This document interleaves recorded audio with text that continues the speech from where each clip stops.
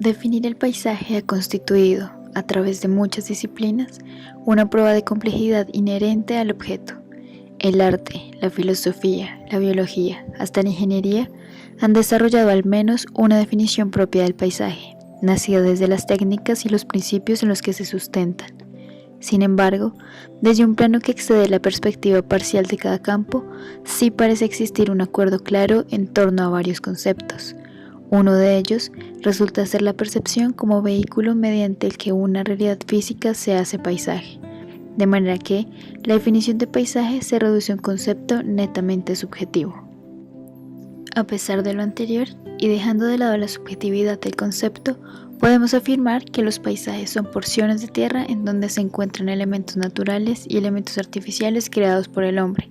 De forma general, los elementos que identifican al paisaje natural son el área, el relieve, el agua, el clima, el suelo, la flora y fauna, los cuales atribuyen cierto valor al espacio donde se encuentran.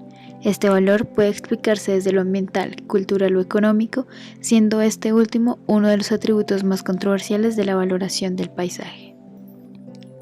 Entonces, para algunas generaciones, es evidente que el paisaje no ha permanecido invariable a lo largo del tiempo. Los cambios en la percepción del entorno son respuesta, por un lado, a fenómenos naturales o antrópicos que han alterado la composición del paisaje, por ejemplo, la erosión en las montañas o la expansión de las ciudades.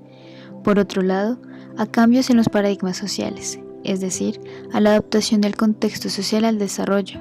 No obstante, estas dos situaciones se pueden relacionar entre sí.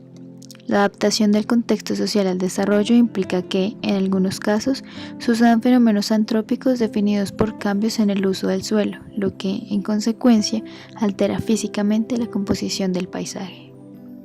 Ahora bien, al analizar el contexto social desde una visión histórica, podemos identificar diversas manifestaciones de poder que pueden clasificarse en poder social, político, cultural o económico. Cada uno de ellos expresado a través de personas u organizaciones que siguen ciertos objetivos y además tienen amplia capacidad para llegar a ellos. Luego, al relacionarlos con los cambios en el paisaje, podemos afirmar que ha sido el poder económico el que más ha tenido efecto sobre estos. Específicamente, los cambios motivados por el poder económico responden a las necesidades de la población, a la búsqueda de nuevas oportunidades de los individuos y a la adquisición de más poder. En primer lugar, las necesidades de la población equivalen a un amplio catálogo de peticiones al territorio, cuya respuesta favorable permite prácticamente la supervivencia de la especie humana. Dentro de este catálogo encontramos el alimento, el espacio o el hábitat, el aire, entre otros servicios que podemos llamar servicios ambientales.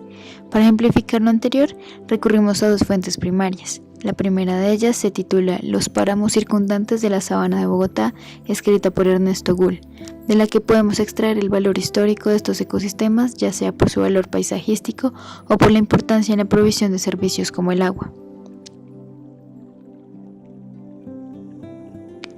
Pero llegó el momento cuando Bochica se conmovió con las súplicas del pueblo chibcha en apuros, y viniendo ser un brillante arcoíris con una varilla de oro en la mano, le inclinó hacia la dirección de la puesta del sol, abriendo así las rocas para que las aguas pudieran salir hacia las tierras bajas, salvando así al pueblo de los chibchas.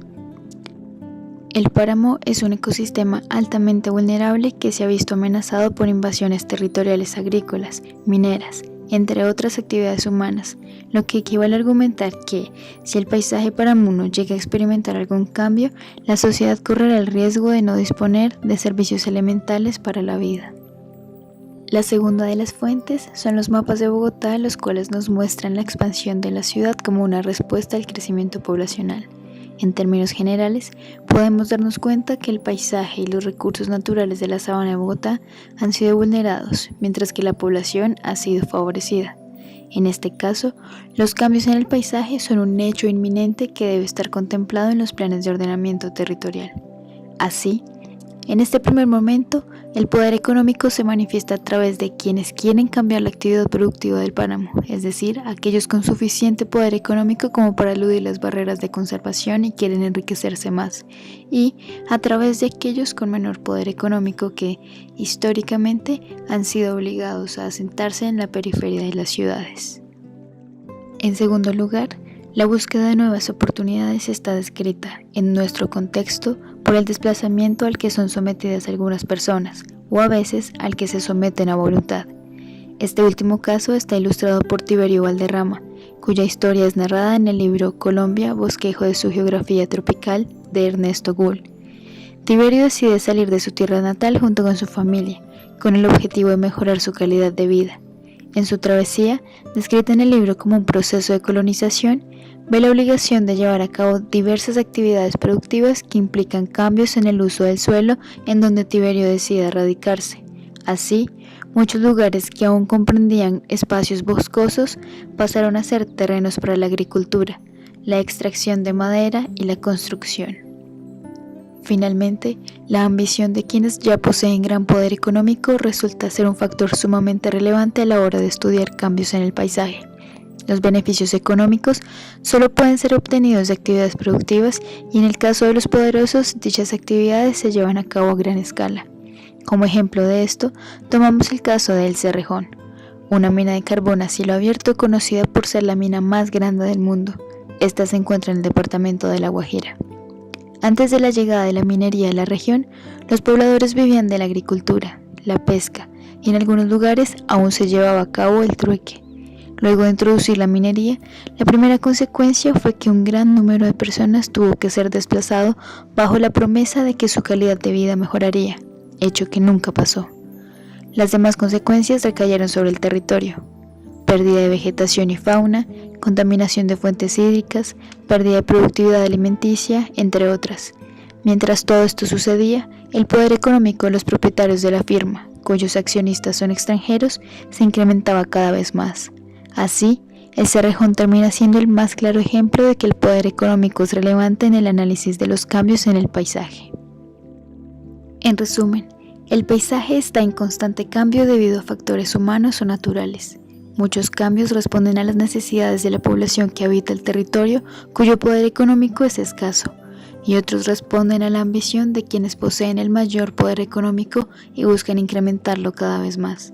De manera que, en este punto, vale la pena preguntarse por cuánto y cómo estamos valorando lo que a diario percibimos como paisaje.